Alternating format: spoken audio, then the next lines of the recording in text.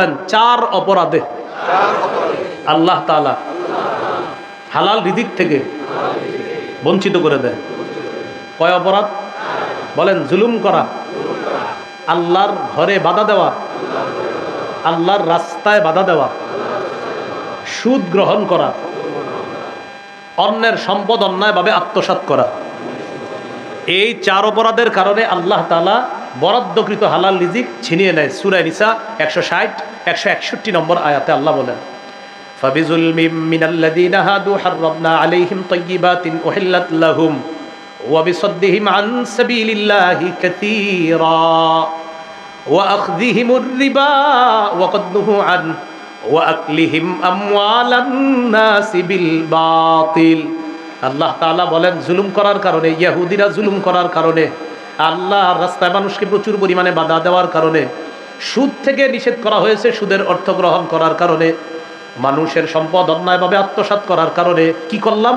হাররামনা আলাইহিম তাইয়্যিবাতিন উহিল্লাত লাহুম, আমি তাদের উপর হারাম করে দিলাম পবিত্র খাদ্য যা তাদের জন্য হালাল ছিল। এই পবিত্র হালাল খাদ্য আমি তাদের উপর হারাম করে দিলাম। এই 4 অপরাধের প্রথম অপরাধ জুলুম করা। আল্লাহ জুলুম থেকে আমাদেরকে হেফাজত করেন। 2 নাম্বার, জুলুম কিয়ামতের ময়দানে কঠিন অন্ধকার হয়ে উঠবে।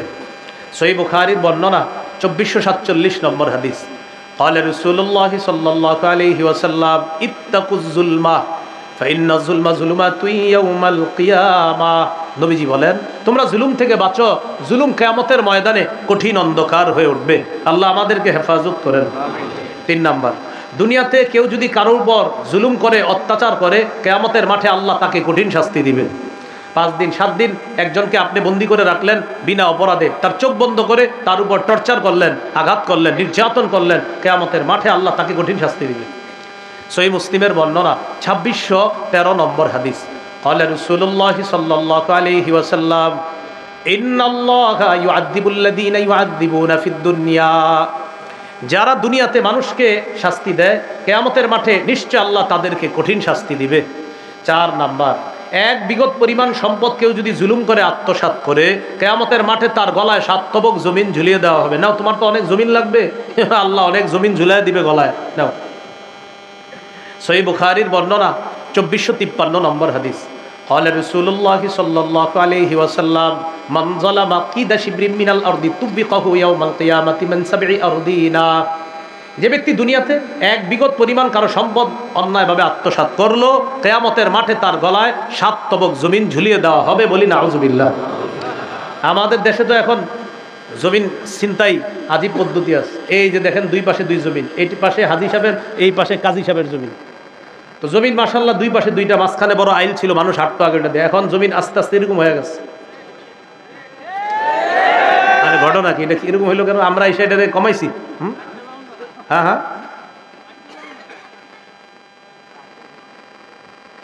তাহলে আপনি বলেন, এই যে এটাকে আমরা এসে ছোট করছি জমিন, তো এরকম হয়ে যায়। আরে ঘটনা কি এরকম কিভাবে হলো? কিভাবে হলো? 2 জমিন গলারে গিয়ে জিজ্ঞাসা করেন আর বইলেন কিয়ামতের মাঠে এক বিগতের শাস্তি, 7টা স্তরের জমিন, 7 তবক জমিন গলার মধ্যে ঝুলিয়ে দেওয়া হবে। তুমি কি পরিমাণ আত্মসাৎ করছো? আবার আমাদের দেশে ডিজিটাল আত্মসাৎ আছে। সেটা কি?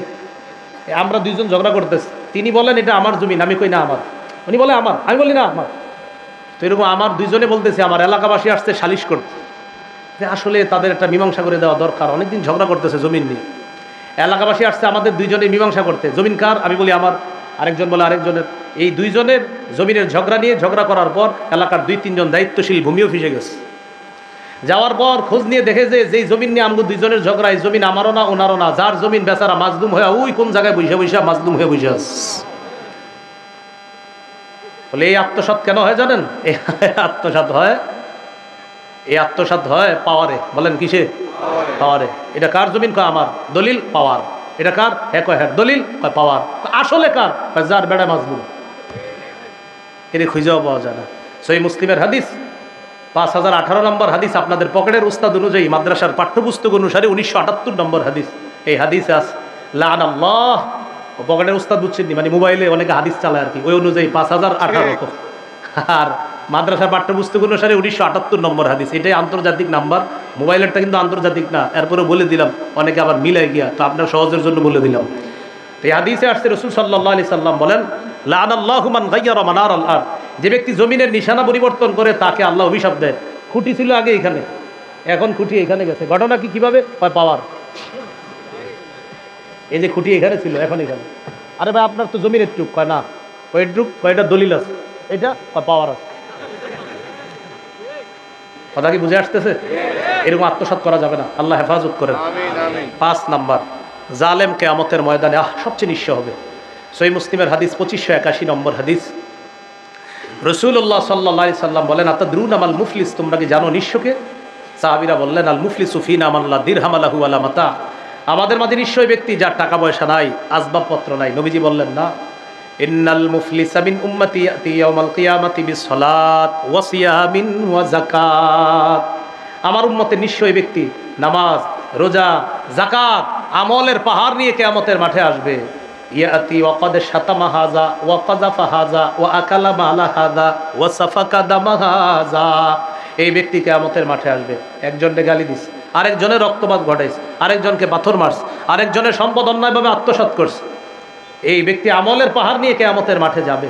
মাজলুমরা চারদিক থেকে আসবে, ফোনে ফোনে কাজ করতো, কিরে কাজ হয়েছে? হ্যাঁ হয়েছে, আচ্ছা ঠিক আছে রাখি, আল্লাহু আকবার, নামাজ পড়তো, সুবহানাল্লাহ সুবহানাল্লাহ, আস্তাগফিরুল্লাহ আস্তাগফিরুল্লাহ, তাসবিহ পড়ে আসরের উপর বসে বসে, হ্যাঁ কাজ হয়েছে হয়েছে, আস্তাগফিরুল্লাহ আস্তাগফিরুল্লাহ, এই আমলের পাহাড়ও জমা করতেছে, ওই দিক দিয়ে আকাম করতেছে। কিয়ামতের মাঠে যাবে, কাবার সামনে গেছে, লাব্বাইক আল্লাহুম্মা লাব্বাইক, হ্যাঁ ওই প্রজেক্টটা পাইছো তো অমুকের কাছ থেকে, ঝামেলা করে নাই তো? স্যার ঝামেলা করছে, বুঝাই দিছি, মানে মায়ের মুড় দিয়া সব ঠিক করছি, আপনার পক্ষে পাইয়া গেছি, আচ্ছা ঠিক আছে রাখি, লাব্বাইক আল্লাহুম্মা লাব্বাইক লা শারিকা লাক, লাব্বাইক না বুঝবেন ওখানে যাওয়ার পরে এই সব আমলনামা নিয়ে যাবেন, আর সেখানে গিয়ে বুঝবেন। এই যে মাঝে মাঝে আপনি দলিল দেন, হুজুর অমুক তো তাহাজ্জুদ পড়ে, তো আমিও তো বলি পড়ে, যদি বলেন হুজুর অমুকে তাহাজ্জুদ পড়ে, অমুকে নফল নামাজ পড়ে, অমুকে কোরআন তেলাওয়াত করে, আমিও কই কোরআন তেলাওয়াত করে, তাহাজ্জুদ পড়ে। মাজলুমের সংখ্যা এত পরিমাণ যে আমরা এই জায়গায় যারা আছে এই পরিমাণ বাদাম কলাও খাইনি। সব আইসা দাঁড়াবে, দাঁড়ানোর পর বললে আল্লাহ বিচার চাই, জালেমকে বলা হবে দিয়ে দাও, কি দিব? ওয়ায়ুতা হাদা মিন হাসানাতি, নেক আমল দিয়ে দেওয়া হবে। ওয়ায়ুতা হাদা মিন হাসানাতি, নেক আমল দেওয়া হবে। ওয়ায়ুতা হাদা মিন হাসানাতি, আরেকজনকে নেক আমল দিয়ে দেওয়া হবে। সব নেক আমল শেষ হয়ে গেছে, আর কিচ্ছু নাই, মাজলুমের সংখ্যা শেষ হয় নাই। আল্লাহ আমাদের কি হবে?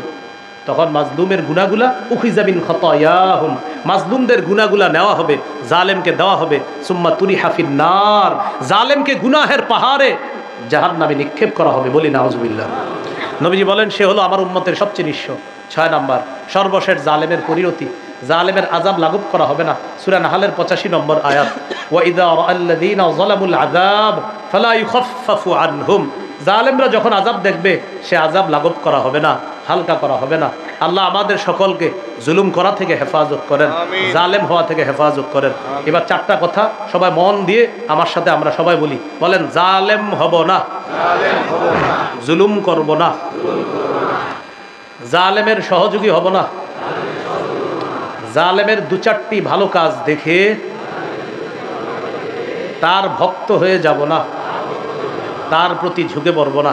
বলে জালেম হব না, জুলুম করব না, জালেমের সহযোগী হব না, জালেমের 2-4টি ভালো কাজ দেখে তার ভক্ত হব না, তার প্রতি ঝুঁকে পড়ব না। মনে থাকবে তো ইনশাআল্লাহ?